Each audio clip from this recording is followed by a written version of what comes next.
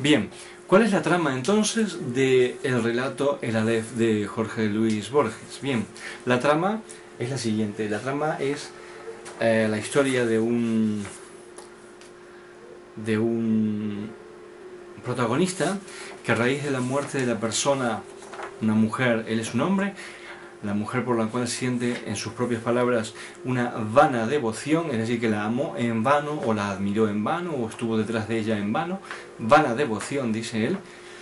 A raíz de la muerte de ella se suscitan en él una serie de reflexiones de índole filosófica, de índole incluso metafísica, de índole incluso existencial, que lo conducen a la realización de un continuado ritual de devoción hacia ella post-mortem, que es ir cada año para la fecha del cumpleaños de ella. Ella se llama Beatriz Elena Viterbo. Cada año, al día de su cumpleaños, él dice el día del cumpleaños de ella era el 30 de abril, él va a la casa de ella, donde viven su padre, el padre de ella, y su primo hermano, Carlos Argentino Daneri. Entonces, a raíz de que va a la casa a cumplir este ritual durante ya 5 años, desde ella muere en 1929, y para 1933, 4 años más tarde, él continuaba yendo, y entonces este es el puntapié inicial, digamos, es el impulso inicial de la trama. A raíz de eso él va allí empieza a establecer una relación cada vez de mayor profundidad con Carlos Argentino Daneri, aunque está narrada más que en el sentido de relación de profundidad. El narrador, que se llama Borges, lo va contando un poco más o menos como si él tuviera que soportar las confesiones progresivamente en aumento de Carlos Argentino Daneri, un personaje, no usa la palabra Borges, la uso yo, bastante delirante, que tiene muchos cambios dentro de la trama, que de hecho es el personaje más cambiante de toda la trama, y de hecho también es uno de los dos personajes interesantes de la trama. Los dos personajes principales son coprotagonistas, son el narrador, que se llama Borges, y el coprotagonista es Carlos Argentino Daneri. Alguno me dirá, Borges es un alter ego de Jorge Luis Borges, y yo diría, y Carlos Argentino Daneri también, independientemente de que Harold Bloom haya tejido una teoría en torno a Carlos Argentino Daneri disparatada, que ni la menciono. Carlos Argentino Daneri también reúne una serie de características de las cuales Borges, escritor probablemente, esto es una suposición, tenía muchas ganas de reírse, de burlarse, de satirizar, de ejercer el sarcasmo acerca de estas taras de la vida socioliteraria bonaerense en 1949, del 43 al 49. El libro aparece en 1949, sí. Entonces, progresivamente Borges y Carlos Argentino Daneri van teniendo una relación en la cual Argentino Daneri va revelando cada vez nuevas facetas de su personalidad, hasta que llega un momento en que le revela la existencia de un hecho fantástico, la existencia dentro de su casa de un punto Aleph, un punto donde confluyen todos los puntos del universo y desde el cual se puede observar todos los puntos del universo, viendo a su vez de cada uno de esos puntos del universo a este punto desde el cual estás observando el pasado, el futuro, etc.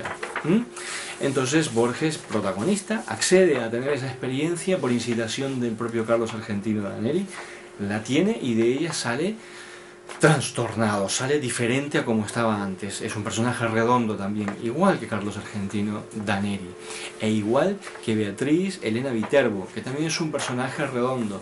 Es curioso, muchas teorías dicen que cuando en una obra abundan los personajes redondos, unos tienden a tapar a otros. Bueno, esto es una afirmación generalizante como tantas, y en esta pequeña obrita, en tamaño, pero no en grandeza intelectual, en grandeza filosófica, en proyección, en capacidad de tejer en una trama y en autoironía constructiva, porque ejerce Borges una ironía permanente acerca de los propios procedimientos de construcción de una trama en este relato, como en tantos otros relatos de él. Es una maravilla, y ahí ya tenemos 3 protagonistas que los 3 son redondos, que quiere decir que los 3 están regidos por el signo del cambio, no son iguales cuando comienzan a como quedan luego de que acaba la ficción.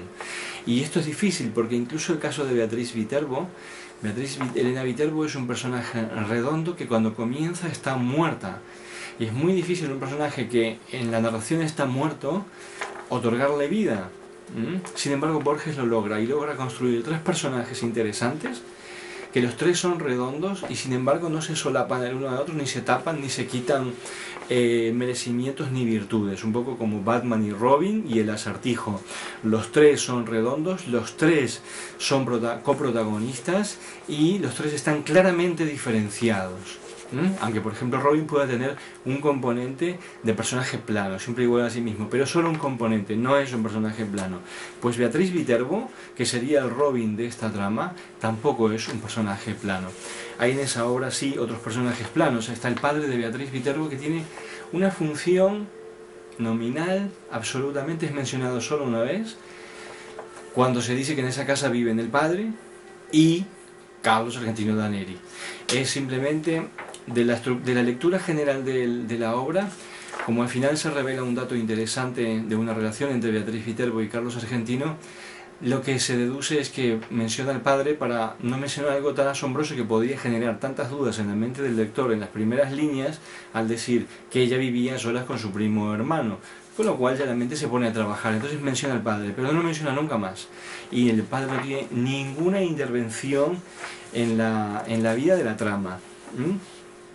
Y luego hay 1, 2, 3, 4 personajes absolutamente planos que tienen una función, valga la redundancia, estrictamente funcional.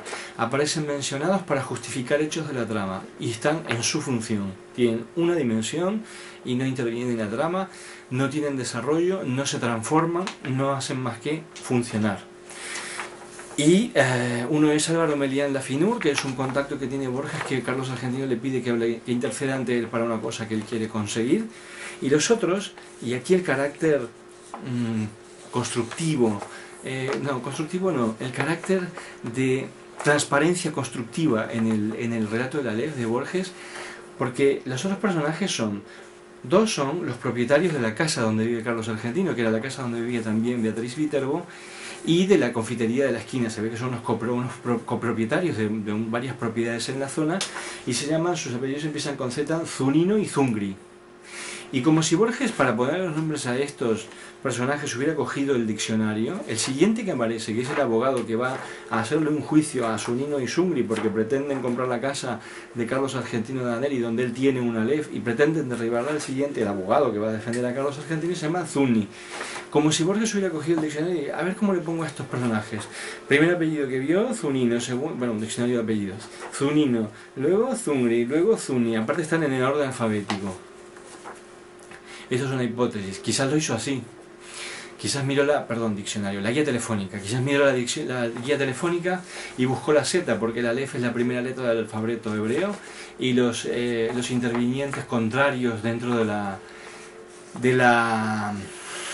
épica del relato, del momento álgido del relato, serían 3 de la última letra del alfabeto nuestro. Bueno, estos ya son el tipo de elucubraciones que alguna gente se entrega a hacer, que yo soy afecto a hacerlas, pero para guardármelas para mí y dejarlas aquí en petit comité o en la cocina de las elaboraciones, pero que es interesante observarlas, porque el resultado es que están ahí esos 3 nombres que son continuos en un orden alfabético y que demuestran claramente el carácter transparentemente construccional, o sea, muestra la cocina de cómo construye las cosas Borges en este relato.